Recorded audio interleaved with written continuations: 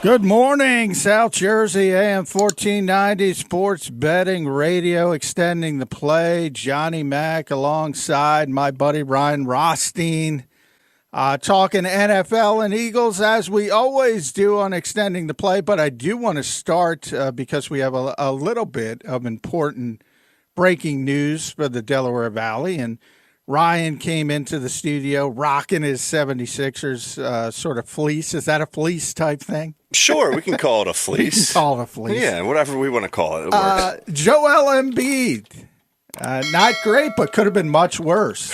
That scared the Delaware Valley last night. It really scared the Delaware Valley. And two things. I mean, best case scenario, this is the best case scenario. Bone bruise for Joel Embiid, so 2 to 3 weeks, although probably a little bit longer, I would imagine, generally. And then you got to start getting into the other stuff of, is he going to stay in shape as he's out? He's had some issues with that in the past, but having an MVP-type season, let's be honest, if this MVP goes down as opposed to 2017 and that MVP going down, the Eagles making the run towards Super Bowl 52. That's not going to happen for the Sixers. Well, Nick Foles is a pretty good basketball player, so maybe the Sixers should call him. That's good. He is a pretty good basketball player. Yeah. I don't think Dwight Howard might be going to the Hall of Fame one day, but he's not going to lead the Sixers to an NBA championship. No. So good news for the Sixers, good news for the Delaware Valley. You know me though. I'm always looking for the other angle. And the first thing I thought about when Joel goes down is James Harden. I go, this is why you wanted James Harden. Not that you're going to win a Super Bowl. Not that you're going to win an NBA championship if Joel's not out there. But it just to me it emphasizes the point. Look, this guy's injury history is what he is. He's massive. Mm-hmm. Even if he was healthy, those guys tend to get injured. Yeah, they're hurt when they're healthy. Yeah. Just because they're so big and they've been through, playing and you know it's coming. Yeah, think about absolutely. Yao Ming and somebody like that. Any great big ever. Yeah. They're cut short or shorter. So my larger point, Ryan, is the window. The opening is small. Take advantage of it. Do everything humanly possible to try to get one when that window is open, and that's where I lead back to James Harden. Now, not to say I think, I've been very upfront with this, no matter what he says, Daryl Morey was trying to get it done. He just couldn't get it done. Absolutely. So it's not that I don't think they were trying, but this is more aimed at the fan base who's like, got to keep Maxey at all costs. Got to keep Matisse Thybulle, and I love Matisse, but come on, dude. Got to take Matisse. Yeah. There's that nice mural in Philadelphia now of Matisse. Got to keep him. Yep, that's what I tweeted out the other day. I'm like, man, that's going to be awkward when Matisse is traded. But listen, let me just ask you this, and we're going to get into plenty of Eagles, I know, but MVP now, because Rich Q asked me this earlier this week when I was on a show, and I know you appear on Back Your Play every Tuesday in the 4 p.m. hour. He said, does Embiid win it right now? And I said, I think he should. This is obviously pre-injury. I think he should, but he won't. And now his average already dipped below 30 after last night's 29.9. He misses a couple weeks. I don't think he gets it. Yeah, I don't think he gets it either. But to me, it's not about the award. He's playing at an MVP level. That to me is the bigger aspect of it. Sure. But, the thing about winning the actual award, I mean, one of the things, even if he didn't get hurt, you got to be there every night. Whether it's I know the NBA's changed a little bit with the load management stuff, but Joel's out a little bit more than most star players. Maybe you could go back to Tim Duncan at the end of his career when the Spurs really started managing him as an example, but early in his career. Point being, you got to be out there if you're going to be an MVP, if people are going to take it to win the award. But that to me is secondary. The guy's playing at an MVP level. That's just like Carson in 2017. I don't know if he wins it. I don't know if he finishes it, but he was playing at an MVP level. And you can't lose players like that in the NBA. You can do it in the Eagles showed you can do it in the NFL. Yep. Although, that's luck too. There's a lot of luck involved in that as well. It's not like I don't want to go down that rabbit hole. No, but that's a mistake. That's a Saturday morning mistake. Yeah, it's a Saturday morning mistake. But there is luck in every championship run. In any sport, at any level. And people hate to hear that, and I don't understand why. I mean, the stars got to align, man. There's a lot of times you just have the best team, and for whatever reason, doesn't pan out. Could be a sprained ankle in the wrong week, wrong time, wrong part of a game. I always talk about Eli Manning with our buddy Rich. You just brought him up. I mean, think about Eli Manning, 2 different plays. Asante Samuel intercepts, easy interception. David Tyree doesn't catch the football off his helmet. Right. His entire career, the narrative is completely changed. That's how small the difference can be. The extreme luck of multiple plays that you mentioned and who he did it against. Yeah. It's the opponent and 2 or 3 lucky plays, and now he's a Hall of Famer in many people's eyes, and it's just amazing. 2 or 3 bounces the other way, maybe a different opponent, completely different narrative. Yeah, and it's not an insult when you point that out, and that's the thing with Nick Foles. I always say with Nick, and I'll do this to finish up my Saturday morning mistake. I've always compared him. We'll continue with this NBA tact. I've always compared him to Vinnie Johnson, the microwave with the Detroit Pistons. He got hot at the right time. If you watched Vinnie Johnson on a Wednesday night in February when he was lighting up somebody for 40, you'd go, you know what? I'd rather have him than Isaiah Thomas. But if you watched 82 games, you wanted Isaiah Thomas. Right. And that was Nick Foles versus Carson Wentz. Although Nick Foles isn't Vinnie Johnson, Carson Wentz isn't the Hall of Famer. So it's kind of evaporated in that time as we've moved forward. And obviously Carson, March 17th, we're closing in on Wednesday, which is the start of the NFL's new league year, Ryan. Eagles got to be down to the salary cap limit, which is $182.5 million this year. Brandon Brooks, the latest restructure. They are inching ever closer. But that date, that will be the official end of the Carson Wentz era in Philadelphia. He will officially be an Indianapolis Colt.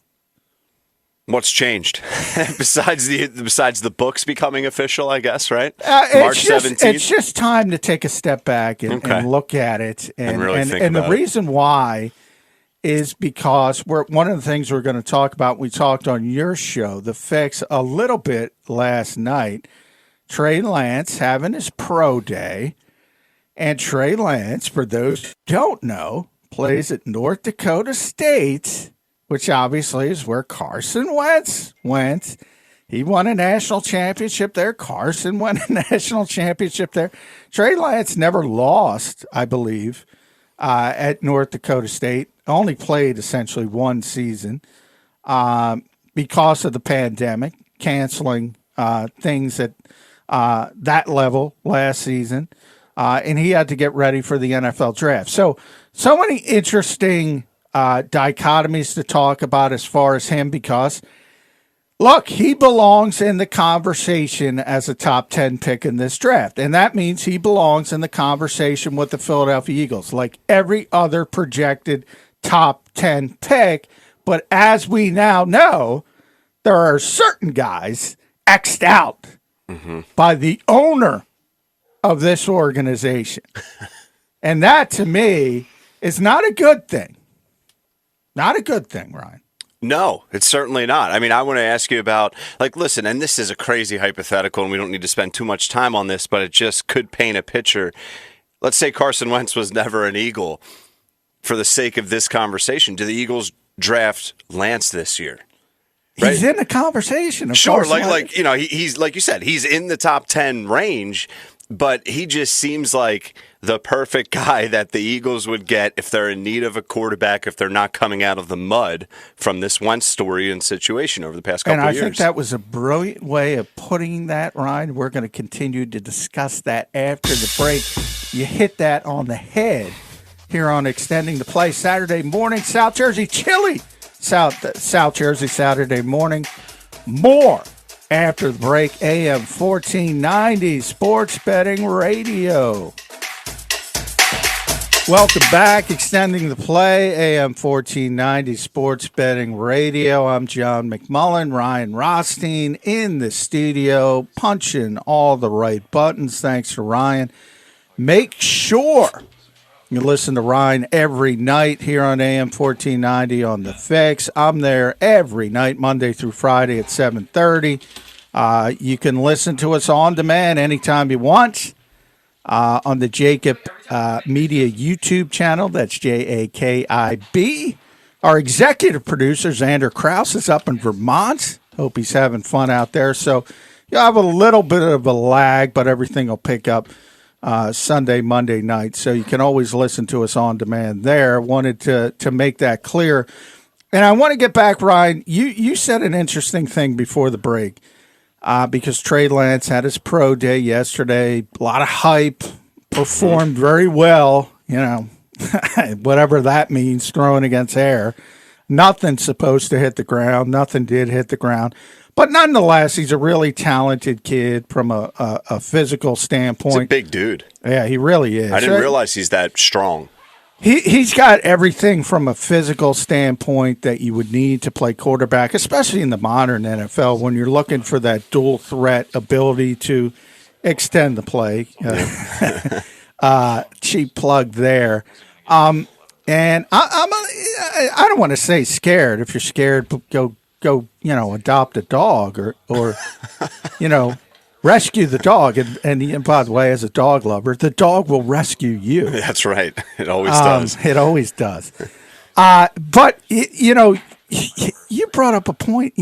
Trey Lance is not in the mix for the Philadelphia Eagles. He's just not. They're not considering.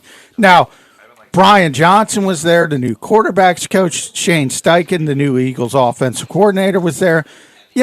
Because you got to do this dog and pony show, Ron. You got to show up and you got to say, we're doing our due diligence. And, you can imagine when the draft gets here next month and the Eagles will say, whether it's Kyle Pitts or Devontae Smith or Jalen Waddle, whoever they end up picking, they'll say, well, this is the best guy. And, maybe they think that, and then you could fast forward. Let's do it all. Fast forward 3 years down the line. Trey Lance is a superstar, and then you have that plausible deniability. Well, we just thought so-and-so. We were there. Yeah. Hey, we did it. We were looking at him. We were seriously considering it. Yeah, he looked good in a tank top and shorts that day, but after 2 hours, we decided against him. But that's the point. They were not seriously considering it, and the only reason they're not seriously considering it is what you brought up before the break, because Carson Wentz didn't. The divorce is fresh. It's ugly. Yeah. As I said, it's officially over. Everybody signs the paper on March 17th, and you're like the jilted ex paying the alimony, $33.8 million of alimony, and you go to, I don't know, the Her same sister. college? Yeah. I don't want to go sister, but maybe sorority sister. Okay. Maybe sorority sister, younger sorority sister who's just really, really nice. Let's put it that way. We don't want to be politically incorrect. Correct. In a world where Pepe Le Pew can't exist. That's right. So I don't want to be politically incorrect, but it's she has really all the tools. Yes, Yeah. all the tools to make you happy. That's right. And you won't consider it because your ex-wife was from the same school. This is a mistake. It's petty. It doesn't make any sense. This draft, Ryan, explains it better than any other draft because you have other quarterbacks from schools where there have been recent quarterbacks. Right. So what the heck does Mac Jones have to do with Tua and Alabama? What the heck does Justin Fields have to do with Dwayne Haskins? Nothing. At Ohio State. Nothing. Mm-hmm. And the first thing, literally the first thing scouts are taught, never scout the helmet. Never scout the helmet. Because you can get, enamored by, oh, he's from Alabama. They're awesome. You can get enamored by Notre Dame. Look at the history of that school, blah, blah, blah. Oklahoma, Clemson, on and on and on and on. And you can't say, because, because so-and-so, Quentin Nelson's a perfect example. Maybe the best guard in the NFL. So Aaron Banks is coming out this year. Well, Aaron Banks isn't Quentin Nelson, and then vice versa. If you do have a guy who maybe failed a little bit from a certain school, like Tua has very early in his career, no way you should pull the plug on that kid. But let's be honest, he didn't look good coming off the injury. He didn't look like an NFL starting quarterback. What the heck does that have to do with Mac Jones? It's you bring up a lot of good points, and there's like three questions I want to throw out there. It's like part one, I do factor, and I bring up this example to you a lot, but I do factor where they're coming from because I think playing on a big stage is important. I don't think that's life and death, but Justin Jefferson versus Jalen Reagor. And I like the fact that Justin Jefferson maybe wasn't a number one option throughout his entire college career, and he played on the greatest offense, arguably, of all time in college football. If I was a scout, I would factor that into my assessment. And then I think part 2 and 3 of this, John, is what should the Eagles do? If Jeffrey Lurie didn't actually come out and say this on Monday, 6 days ago now, do the Eagles get a quarterback? And what is their long-term plan here? Forget this draft. What about next year's draft? Because you have to have a 5-year plan in any business, a 2-year plan. You have to think long-term and short-term and everything in between. So if me and you are running the front office, and I can just, take orders, what's the plan here? Well, the plan is to do what Jeffrey Lurie says, and we'll get into a little bit of Jeff McClain's article in the Philadelphia Inquirer as well. But, I mean, look, I agree with you. I think there's two levels. If you're at a major school and you bring up Jefferson Reagor, if you're at LSU, if you're at Alabama, Clemson, sometimes that's held against you as a top-tier product. As you mentioned, Jefferson being a perfect example of that, saying, well, he wasn't even the best receiver on that team because Jamar Chase was on that team. Right. And Joe Burrow's the number one overall pick. And you mentioned the overall astonishing productivity of that offense. So you get mired in that muck and fail to realize that, hey, well, Jefferson was a big part of that as well, just because there's other good players. And then you have the other end of the spectrum, which is kind of North Dakota State. And, that's an FCS school. Now, granted, it's the FCS school, but still, Carson Wentz is the number 2 overall pick in the draft coming from that school. Yeah. Trey Lance is likely to be a top 10 pick coming from that school. So they take kind of knocks, and Wentz, it happened to Wentz in 2016.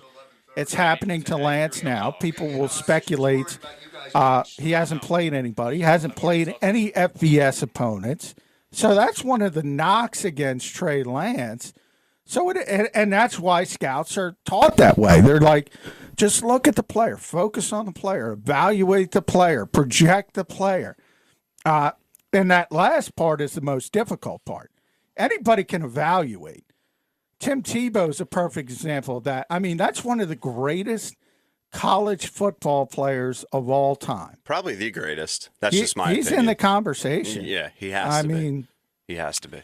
There's a lot of scouts. most scouts didn't grade him as a first round pick, and that was one of the big knocks against Josh McDaniels early in his career, for going down that wormhole and not understanding. Look, this is probably not going to project well to the NFL level, and that's the way it turned out. But guess what? He would have been a second round pick. It's not like he wouldn't have, it's not like he wouldn't have been drafted. Yeah. Oh, God. Yeah. Right. I mean, why is it so much more challenging in football? And I know some of the basic answers, but I want your just thoughts on this. Why is it so much more challenging in football and the NFL to figure that out than it is in like basketball and the NBA? Like, Luka Doncic, he came from overseas. It wasn't hard to see he's going to be an unbelievable talent. You can look at plenty of examples in the NBA of guys that came from small schools or overseas. They weren't at North Carolina or Duke or whatever the case may be. And you're like, this guy's going to be an unbelievable NBA player. Football, it's still impossible to predict. At least that's how it feels. It does, because so much of it has to do with placement and coaching. Whereas, in basketball, it's more, let's be honest, it's not an individual sport, but it's more of an individual sport. You can give the basketball to LeBron James and say, get out of the way. Yeah. And he's going to do some pretty spectacular things. Yeah. Now, I'm not saying, teams that win are generally playing great team basketball and all that stuff, but you get that point. One player can elevate everything. To a certain degree, a quarterback can do that. But even if you look at, a Tyreek Hill, a great space player, you hear all that term, get that guy out in space, let him work, sort of what they want to do in the NBA. Yep. But in the NFL, man, I always say, when you and I have had the discussion with play calling all the time, and I always argue, fans are not judging play calling. They're judging play results. Mm-hmm.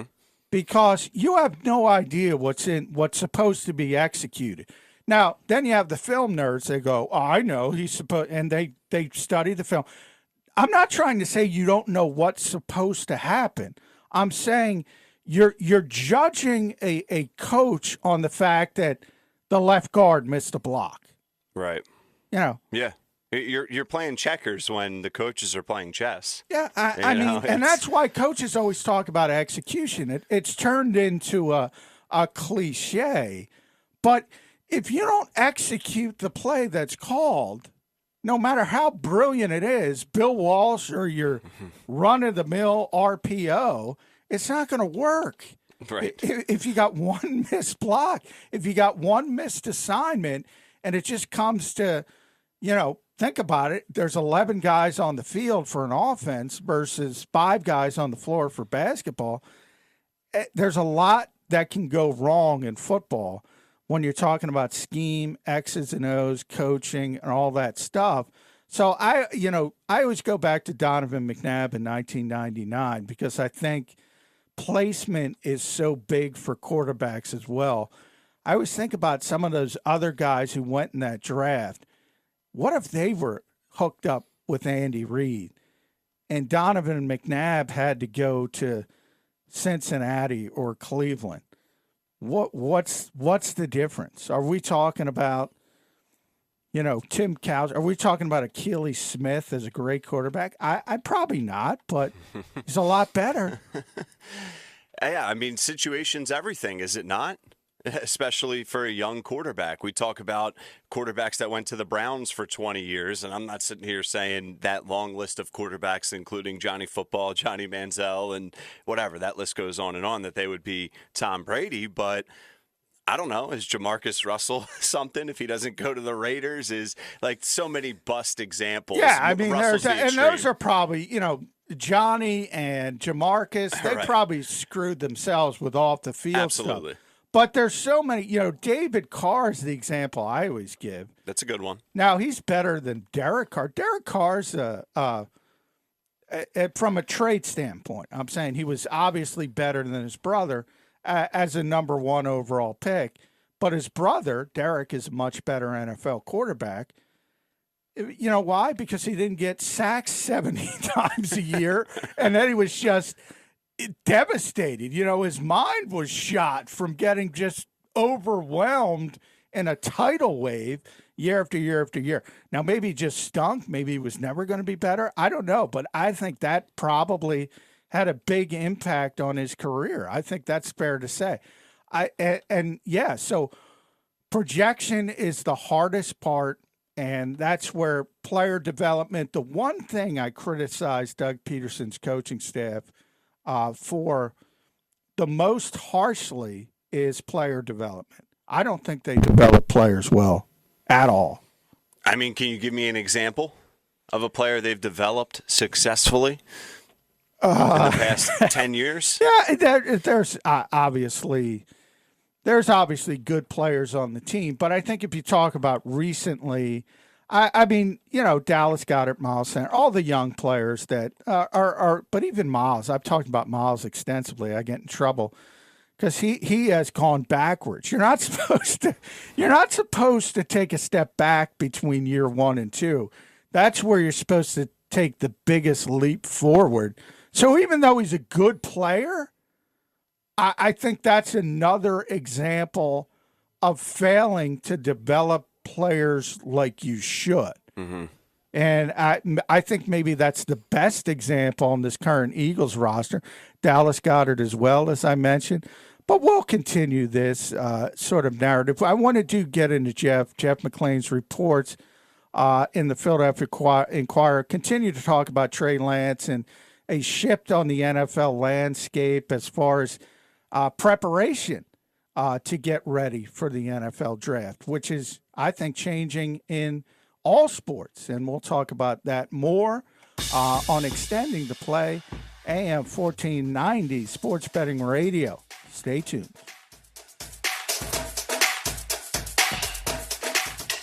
Extending the Play, AM 1490 Sports Betting Radio, your place for Eagles and NFL talk every single week, but you also get it Monday through Friday on The Fix with my buddy Ryan Rothstein, who is here punching all the buttons on the other side of the imaginary glass. I'm going to say there's glass between. There should be, although thankfully we're getting closer to normality. That we don't need. So. Well, yeah.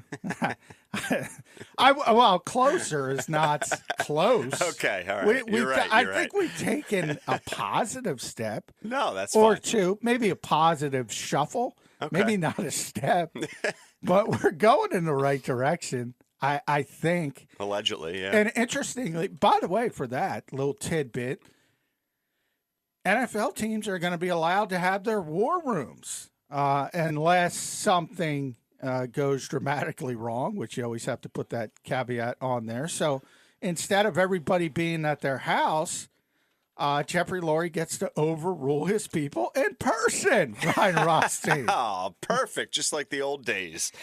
You know what, John, I liked the draft last year. I think a lot of people did. It was endearing, I think, for a lot of people, seeing all the different backdrops and all that kind of stuff and how everybody's set up. I think people, but boy, I'm tired of Zoom, man. I got to tell you, all these pro days, I can't even tell you how many Zooms I had this week because there were so many pro days, and there is even more. I'm tired of them, man. I mean, Jerry Jones, God bless him, and that's going to go over like a you-know-what in church. Yep. In the Delaware Valley, but he had an in-person press conference in Dallas, obviously Texas, a lot different than most places in the country, announcing the Dak Prescott extension. I loved it. Good to see, man. Good Great to see. Yeah. It's great to see. It's just a breath of fresh air, and hopefully it continues. Already you see NFL teams putting out plans, hoping to get full stadiums in the fall. I don't know if I can imagine that, but at least people are thinking about it. Hey, the Sixers, there's tickets for sale right now for Sixers games, Phillies games, and Flyers games. I know it's limited, but just the fact that you could really go on online or wherever and buy a ticket and go see a game right now, It's a good sign. Well, yeah, and even at the end of the NFL season, when you saw like 12,000 people, whatever, I think it was 8,000 in Lambeau or 12,000 in Arrowhead, Yeah. it made such a big difference. Huge difference. Huge.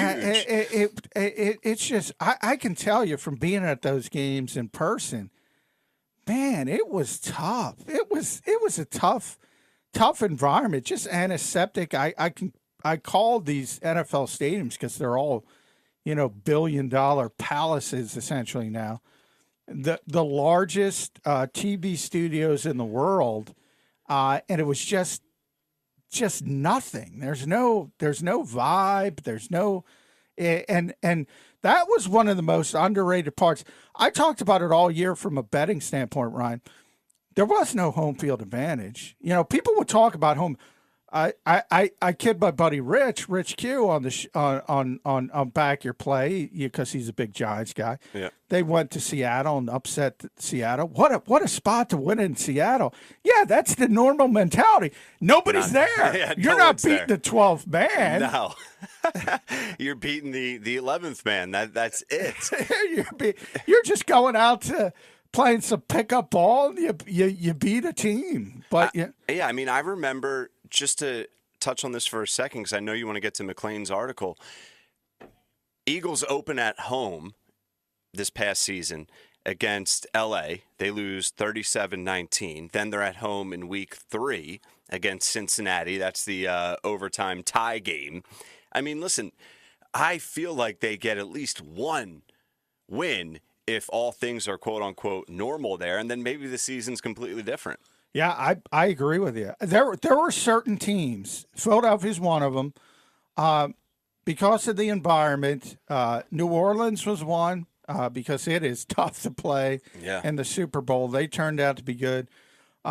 Minneapolis, Minnesota, that stadium's so loud. There is Seattle, another one. Those places are just really difficult to play in. And yeah, I mean, that shifted things for so many teams in the NFL. So hopefully we get back to a bit of normalcy. Now, the problem is, and you bring up Jeff's article, Jeff McLean for the Philadelphia Inquirer, from the Philadelphia Inquirer. Normalcy with the Philadelphia Eagles is dysfunction at this point. I think that's fair to say.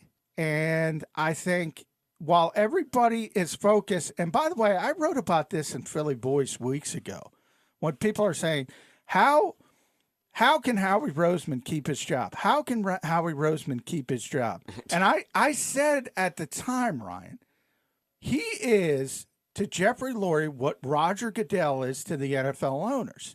He's the shiny bauble. You're all focused on Howie Roseman, and Jeffrey Lurie is creating all this devastation, and he just skates by because you have no idea that he's the guy saying, oh, you like Trey Lance, Andy Weidel? You can't draft Trey Lance. Oh, Doug Peterson, you won a Super Bowl for me? You can't have Press Taylor. You can't have Matt Burke. Now, I know, Ryan, fans don't want Press Taylor, but that's not the point. You don't know Press Taylor. If you're being honest with yourself, and I'm talking to the fans, not you, Ryan. Yeah. You don't know him. You don't know how good he is offensively. I can tell you that organization told me straight to my face numerous times before Doug Peterson even arrived, this guy's a rising star in the coaching profession. Then early in the process, when he was being elevated to quarterback's coach, oh, this guy's going to be a future offensive coordinator. Then Doug takes an interest in him, and he's a moron. Right. Like, oh, never mind.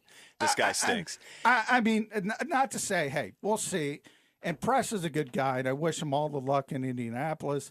Back with Frank Reich, and that's got to be an interesting because everybody loves Frank, and he thinks enough of Press Taylor and Mike Rowe as well to bring them in on his coaching staff. I almost want Carson Wentz to do poorly in Indy now, just off of those points, just so we can tell these fans Oh, pressing Frank.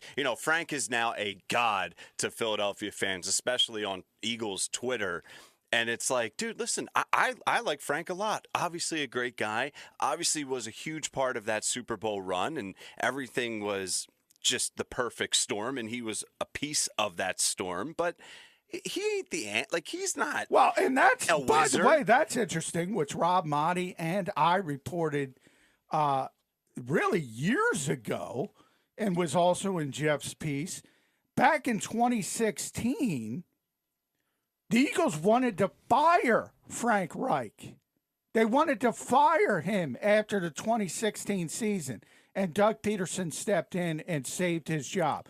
What happened was John DeFilippo was the New York Jets wanted to make him their offensive coordinator. The Eagles blocked him. John wasn't happy about it. To sort of satiate him, they wanted to fire Frank Reich and make John the offensive coordinator. And Doug stepped in and said no. And at that point, one of the few times I think that Doug won out in some sort of power struggle. But I think a lot of fans don't realize Jeffrey Lurie wanted to fire Frank Reich after one season. After one season. That was really the first clue to us without any of us realizing at the time that all of these guys are expendable, and someone has to be a scapegoat. That was really the start of it, even though it was blocked, I would say. Would you agree? I would agree. Yeah. I think that was the first indication under the Doug Peterson regime. Yeah. And, it has stretched back long before that. Barrett told a story, Barrett Brooks, on the middle, when I was on with him there, told a story about Jeffrey Lurie meddling back in the Ray Rhodes era, his first coach. So it's been going on for a while. It's interesting because let me throw out this comparison to you. I put in Philly voice, Ryan. If you go back, the comp is Jerry Jones because he's the obviously meddling owner in the NFL. But Jerry does it overtly. Jerry enjoys it. He even said today, Stephen Jones actually said when they had that press conference I mentioned, Jerry's so happy to see you guys, meaning the media. He loves it. He loves being. We all know, It's like the WWE, the Dallas Cowboys down there. It's a show. He wants to cut the promos. He wants to be in charge. And so he likes the overtness. Jeffrey Lurie doesn't like that part, but he does, behind the scenes, he exhibits a similar sort of overreaching persona on his organization. Now, if you go back to Jerry and Jimmy Johnson, not the tight end that Barrett mentioned, but the head coach, the Hall of Fame head coach, 2 Super Bowls, and everybody remembers the story, and Jerry's drunk in a bar with the gin and tonic, and everybody's, waxing how great Jimmy Johnson is, and Jerry's jealous. Yeah. Jealous, and he fires him.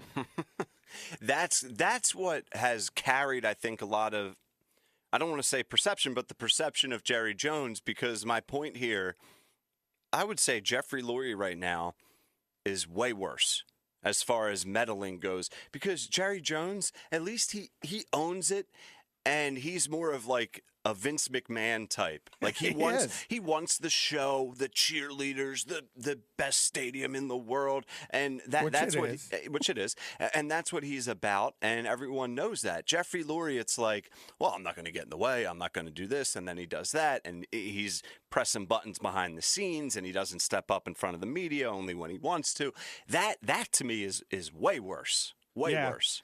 And when I think about it, but the comparison I was trying to make is, Doug Peterson wins a Super Bowl. I think there was a little jealousy there that Doug got credit for winning a Super Bowl instead of embracing, hey, I finally got a Super Bowl.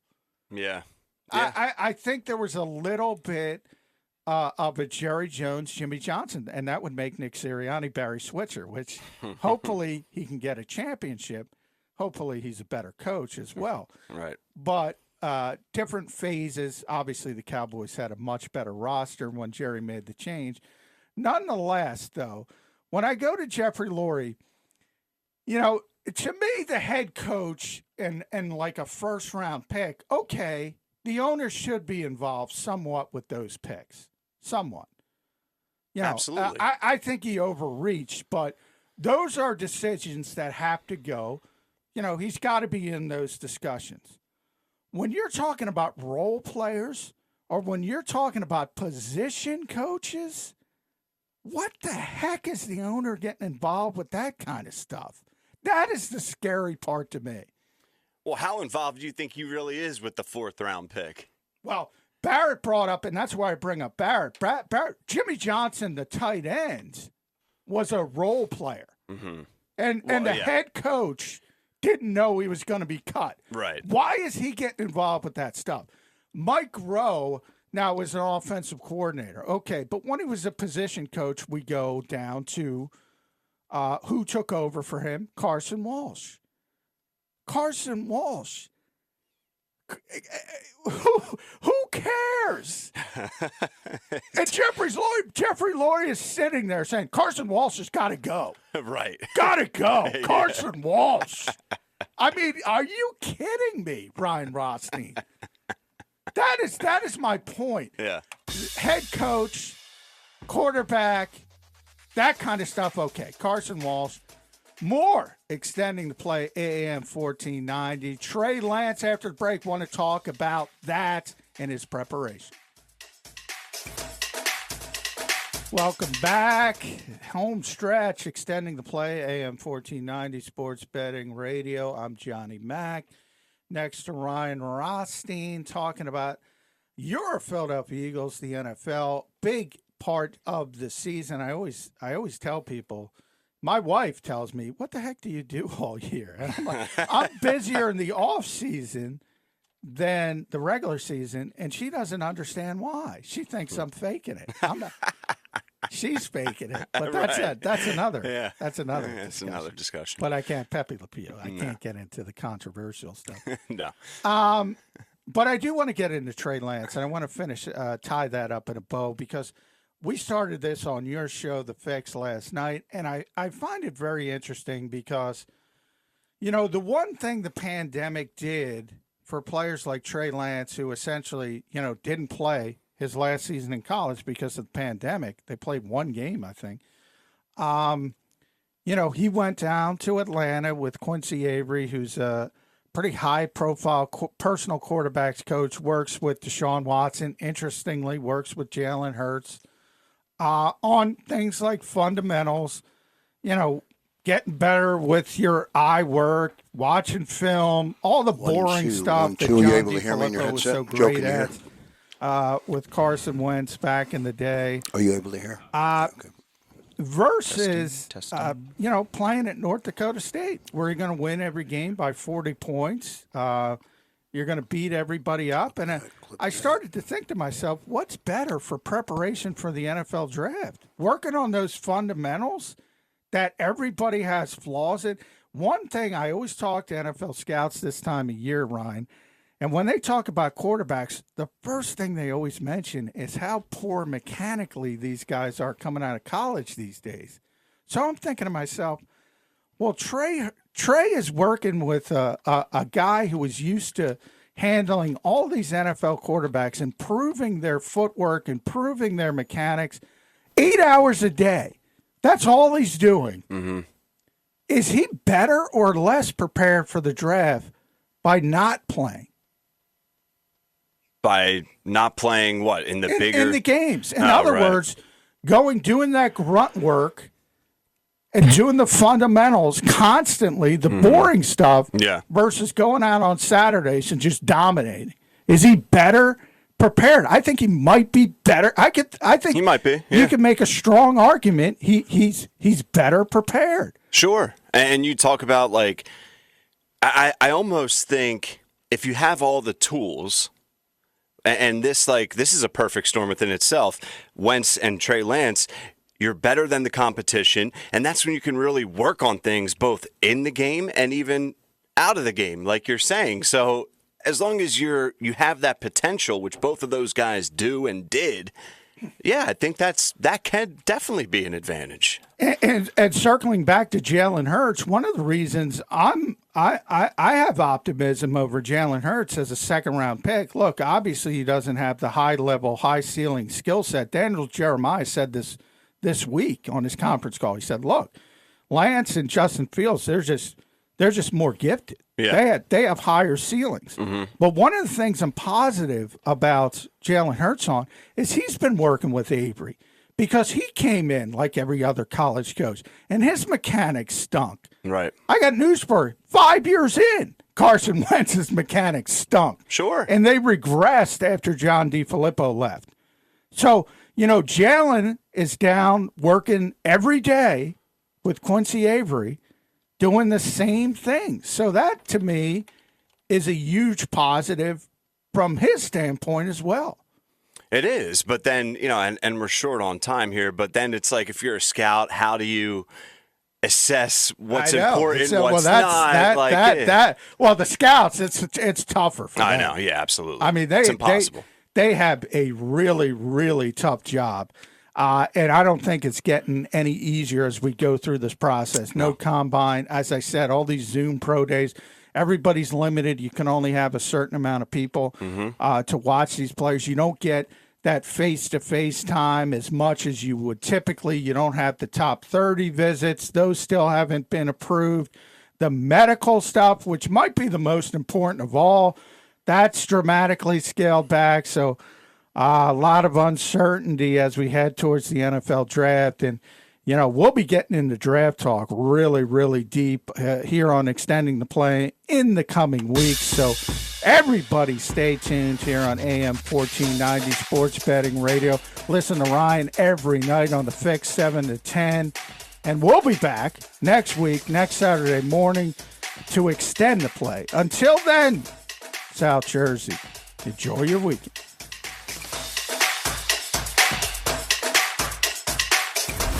The middle. I'm out on fishing in areas like... Come on, bro. You're about to have a kid, and he's going to want to go fishing. Uncle B can't take him fishing all the time. You got to learn to fish, bro. It's a good point. What do you mean it's a good point? My ability to father my child relies solely on taking him fishing? Yes, Mr. Predicto. All right, what's the question for Mr. Predicto here? About your ability to father a child. Well, it has to be yes or no, okay? Will your son want to go fishing? Will my son, my boy, want to fish?